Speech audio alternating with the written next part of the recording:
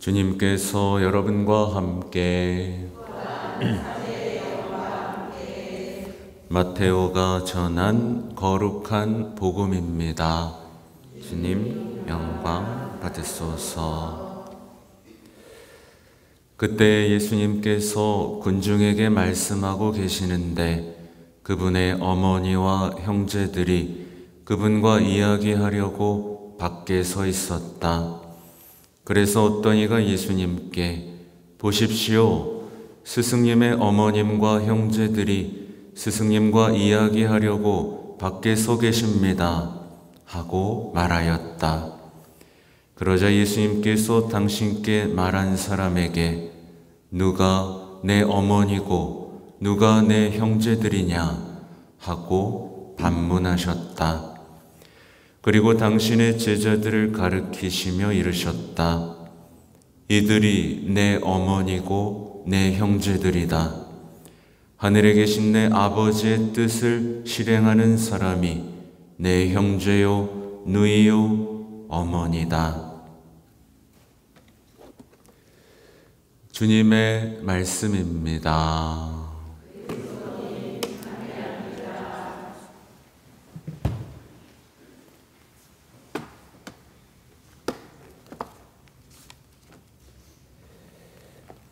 예수님, 오늘이 이제 복되신 동정 마리아의 자언 기념일인데 그런 생각도 들어요. 사람들이 얼마나 성모님을 사랑했으면 이런 하나하나의 날을 기념하고 축하했을까. 그렇죠? 사랑하지도 않는데 이런 날을 만들지 않잖아요. 그렇죠? 여러분도 처음 봉헌했던 날들 기억하시나요? 나도 까먹었다. 근데 저는 뭐 사제 서품 때가 봉헌한 날로 기억하면 되겠죠. 아무튼 오늘은 이런 질문으로 시작을 해봐요. 우리는 과연 잘 살고 있을까? 나 잘 살고 있는 것 같다. 잘 살고 있을까? 내려보고 우리는 나날이 더 행복해지고 있나? 나날이 더 충만해지고 있나? 나날이 더 내가 태어난 목적들, 어떤 이런 것들을 완성해 가고 있나? 아니면 그 완성과 멀어지고 있나? 이런 걸 생각해 볼 수 있겠죠? 여러분, 나날이 행복해져요? 불행해져요? 행복해지고 있어요? 아유, 좋네. 강론할 필요가 없어요. 얼마나 좋아. 이러면 얼마나 좋아. 그냥 같이 와, 우리 행복합시다 하고 박수치고 끝나면 얼마나 좋을까요? 하여튼 오늘 이제 드가랴 예언서에는 기뻐하며 즐거워하여라 라는 말씀이 나옵니다. 그리스도인들은 사실 기뻐하며 즐거워하는 사람들입니다. 근데 이제 이 주님의 말씀과는 맞다. 여러분, 기뻐하고 즐거워하여라가 언제 또 나오는지 아세요? 신약에? 행복선언 마지막 부분에 나옵니다. 사람들이 막 모욕하고 막 박해할 때 기뻐하고 즐거워하여라 나오죠. 딱 한 번 나와요, 그렇게. 아무튼 우리는 이 주님의 말씀과 약간은 반대되는 세상을 살고 있어요. 여러분에게 해당이 되지는 않겠지만 반대되는 게 뭐냐면 슬픔하고 우울이 가득한 세상을 살고 있어요. 이상하게도. 기뻐하고 즐거워해야 되는데 슬픈 일이 많고 우울한 일도 많은 세상에 살고 있고요. 대부분의 사람들이 자기가 왜 슬프고 우울한지 이유조차 몰라요. 나 열심히 하고 있는데 왜 난 슬프고 우울하지? 이유조차 모르고 벗어나는 방법도 몰라요. 안타깝게도 그래요. 그래서 슬픔에 빠지지 않기 위해서 온갖 것에 마음을 돌려야 돼요. 바쁘게 살아야 돼. 조금만 틈을 주면 슬픔이 막 들어오거든요. 그래서 막 마음을 이것저것에 주면서 바쁘게 살아야 돼요. 또 어떤 사람들은 즐거움을 누리기 위해서 뭘 해요? 돈을 써야 돼. 즐거움을 위해서 계속 돈을 써야 돼요. 예, TV도 구독해야 되고 새로운 게 안 나오면 미치겠어. 계속 뭐 쇼핑을 하든 돈을 써야 돼요. 그런 삶을 살고 있죠. 그래서 마음 돌릴 곳을 찾지 못하고 이제 즐거움이 끊어졌을 때 대부분의 사람들이 영적으로 끔찍한 위기를 마주하죠. 예를 들면 너무 힘들어서 나 이 사람한테 막 얘기했어. 근데 이 사람이 이제 안 들어줘. 이 사람한테도 얘기했어. 그러다가 잘하다가 또 끊어졌어. 네, 신부를 찾아가서 막 얘기를 해. 근데 신부가 또 안 들어주네. 저 신부 찾아가서 또 얘기했더니 들어주다가 또 안 들어주네. 이렇게 돌아다니다가 결국에는 완전히 고립되는 시기가 한번 왔을 때 영적으로 헤어나질 못하고 있습니다. 말하자면 이 메마른 시대가 돼버렸죠. 수많은 사람들이 영적인 사막화의 시대를 살고 있죠. 그 답은 어디 있을까? 오늘 일독서에 이런 얘기가 나옵니다. 모든 인간은 주님 앞에서 조용히 하여라. 따라해 볼까요? 모든 인간은 주님 앞에서 조용히 하여라. 네. 이것만 하면 행복해질 수 있습니다. 모든 인간은 주님 앞에서 조용히 하면 행복해질 수 있습니다. 그러니까 오늘 복음에서도 예수님께서 하시는 걸 보세요. 오늘 복음에서도 예수님은 당신의 말씀에 끼어드는 사람이 있었어요. 그리고 자기의 말을 막 합니다. 이 사람을 조용히 시키시죠. 그리고 세상에 없던 아름다운 관계에 대해서 얘기하십니다. 제가 볼 때는 이제 행복하지 못한 이들이 놓치고 있는 것이 바로 이것이다 라는 생각이 드는데요. 많은 이들이 예수님의 말씀하고 반대로 살고 있다라는 거를 여러분도 발견하죠? 예. 나와 가족의 이기적인 행복을 꿈꾸는 거예요. 예수님은 그런 걸 넘어서는 어떤 새로운 관계에 대해서 얘기하는데 정말 대부분의 사람들이 다 가족만 생각해요. 가족만 생각해요. 그리고 혈연 속에서 안정감을 찾아요. 예수님은 이거 넘어서는 새로운 관계를 초대하고 계신데 한번 생각해 보시면 쉽습니다. 여러분이 지금 삶을 열심히 살고 있잖아요. 근데 말씀대로 살고 있는 게 얼마나 될까요? 나름대로 하는 거 말고. 저는 이걸 보면서 가장 먼저 생각났던 것들 중에 몇 가지 예를 들면 뭐 부모들이 그냥 자식 잘 되라고 막 애 봐주고 뭐 해주고 뭐 다 해주고 근데 그걸 말씀대로 한 게 뭐가 있나 보세요. 서로 사랑하여라 이거 말고 전반적으로 예수님께서 우리에게 바라시던 삶을 실천하는 게 뭐가 있는지를 한번 보세요. 제가 이 얘기를 하는 이유는 뭐냐면 그런 것들을 함으로써 내가 막 애를 쓰고 있는데 내가 바라던 행복과 뭔가 멀어지고 있을 때가 있습니다. 맞죠? 내가 바라던 행복과 멀어지고 있고 앞으로도 멀어질 게 뻔해요. 그러면 멈추고 다시 생각해보고 말씀 안에서 점검해 본 다음에 삶을 바꿔야 되거든요. 근데 뭐 어떡해 그러면서 그냥 계속해요. 예수님은요 반드시 신호를 주십니다. 반드시 신호를 주세요. 야, 너 그렇게 하면 불행해져. 너도 힘들어지고 가족도 힘들어지고 다 힘들어져 라는 신호를 주세요. 우리가 불행한 선택을 하고 말씀에서 벗어났을 때 분명히 신호를 주세요. 왜? 우리가 행복하길 바라시니까. 이때 우리가 해야 될 건 뭐라고요? 아까? 모든 인간은 주님 앞에서 조용히 하여라. 내 말을 멈추고 주님이 나한테 무슨 말씀을 하시는지, 어떤 삶으로 초대하시는지 귀를 바짝 열지 않으면 눈앞에서 불행이 뻔하게 내 앞에 다가오는데도 속수무책으로 당하게 됩니다. 그래서 예수님은요,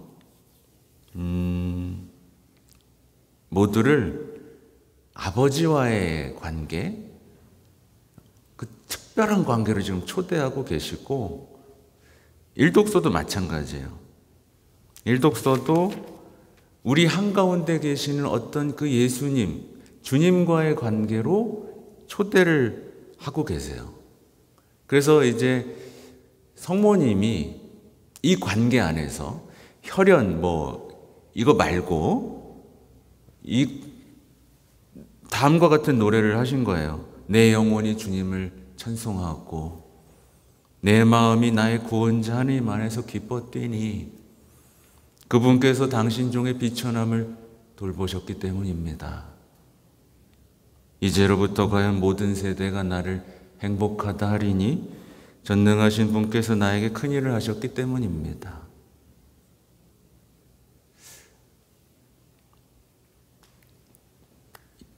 어떻게 보니까 여러분 이거 잘 이해를 못 하시는 것 같은데, 아무튼 이 시대는요, 좀 조용히 하고 주님 앞에서 입을 좀 다물고, 과연 내가 이 성모님께서 하신 노래 행복에 공감할 수 있고 같이 노래할 수 있는가를 점검해야 됩니다. 말하자면 전능하신 분이 나에게 큰 일을 하신 신앙이 우리에게도 필요해요. 여러분 필요하지 않아요? 전능하신 분이 여러분에게 큰 일을 좀 해야 돼요. 근데 딱 맡고 있으니까 큰 일이 안 되잖아요. 어머니가 누리신 신앙, 어머니가 기쁨을 했던 그 노래들이 우리 삶에서도 같이 일어나야 되는 시대가 됐어요. 이 노래 속에서 우리가 제일 발견할 수 있는 건 뭐냐면, 이 성모님이 지금 어떤 기쁨을 노래하고 있냐면 성부와 성자와 성령 하나님과 아주 특별한 관계를 누리면서 그 노래를 하고 계시다는 거예요. 이미 이 노래할 때쯤엔 이미 이 성모님이 어떤 상태였죠? 성령의 배필이 되셨죠? 예수님의 어머니가 되셨죠? 하나님하고 특별한 그 딸의 관계를 맺으셨잖아요. 이 관계가, 이 새로운 관계 안에서 성모님이 이 아름다운 노래를 하셨다. 이게 바로 행복한 신앙의 기준이에요.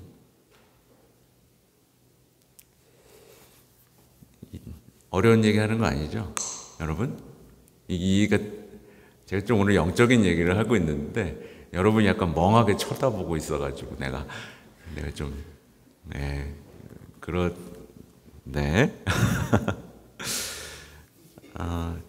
비교를 해보시면 되겠어요. 그러니까 성모님은 어떤 이런 성부와 성자와 성령 하나님, 그리고 모두를 가족으로 느끼는 어떤, 그래서 이제 이기적인 어떤 죄에서의 해방된 어떤 삶으로 이렇게 했는데, 우리는 반대로 자꾸만 어디로 끌려간다? 혈연, 가족, 이런 것들로 끌려가고 있으면서 이게 마치 삶의 전부인 것처럼 여기면서 불행해지는 선택을 하고 자신뿐만 아니라 서로를 아프게 하는 관계 속으로 나도 모르게 끌려가고 있다라는 얘기를 드리는 거예요.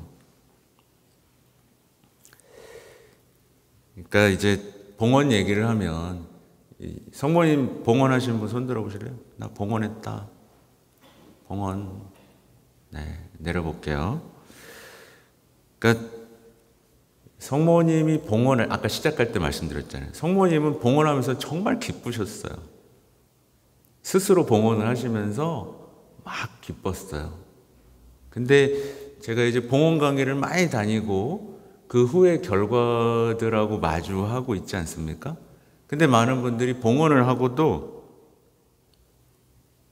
기쁨을 누리지 못하고 있다는 걸 제가 발견을 했죠.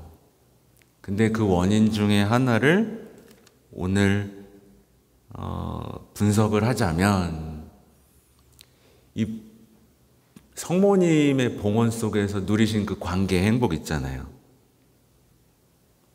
성모님이 자신을 봉헌하면서 누린 그리고 앞으로 벌어질 모든 관계 속의 그 행복을 외면하고 봉헌을 하면서도 어디에 매여 있느냐? 혈연 속에서의 기쁨 그리고 자신의 말 안에서의 기쁨에 매여 있는 경우가 많더라. 이 얘기를 드리고 싶었던 거예요.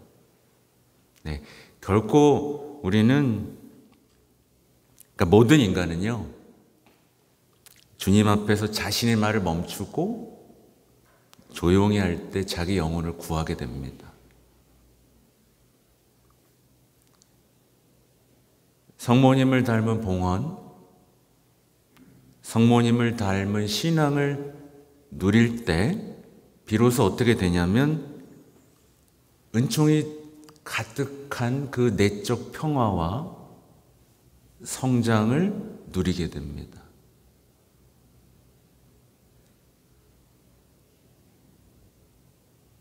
여기로 여러분을 초대하려고 제가 지금 막 머리를 쥐어짜면서 예, 한번 상상해 보세요. 성모님을 닮은 봉헌, 내 삶에도 있고 성모님을 닮은 신앙이 있을 때 주님께서 나에게 큰 일을 하셨기 때문입니다 라고 고백할 수 있고 은총이 가득하고 그 성모님이 누리신 기쁨과 평화와 성장과 관계가 내 신앙 안에 이렇게 자리 잡는 걸 상상해 보시고 이렇게 되기 전에 내 신앙하고 한번 비교해 보시면 되는 거예요. 네. 그죠? 그러니까 우리가 해야 될 건 그래서 세상에 떠도는 말 이렇게 하면 행복할 거예요 라는 말에서 우린 시선을 좀 거둬야 돼요. 다들 자기 말만 하고 있잖아요. 자기의 말이 행복이라고 얘기하고 있는 사람들에게 눈을 잠시 감고 원하는 것 마음껏 누리고 힘든 일은 다 없애야 행복해진다는 어떤 이런 거짓말들 그것도 좀 눈을 감고 그러니까 한마디로 오늘 강론을 요약하면 성모님이 자신을 봉헌하면서 누리신 그 행복 성모님이 성모 마리아의 노래를 하면서 누리신 그 행복 이게 여러분의 신앙의 중심에 잡혔으면 좋겠다는 얘기예요. 네, 그런 신앙으로 여러분의 신앙이 정화됐으면 좋겠다는 얘기입니다. 네, 너무 길게 얘기했죠? 네, 힘들어 죽겠네. 그래요. 아무튼 오늘 집에 가시면 내 봉헌을 한번 다시 점검해 보세요. 성모님의 봉헌하고 비교해 보면서 그 다음 성모님의 마리아의 노래를 한번 저녁 때 바치면서 나도 이런 노래 했으면 좋겠다. 나도 좀 이런 노래 속에서 큰 일과 은총과 신뢰와 사랑과 애틋함과 친밀한 하나님과의 관계가 내 인생에도 자리 잡았으면 좋겠다. 요거를 묵상하는 밤이 되면 좋겠습니다. 아멘.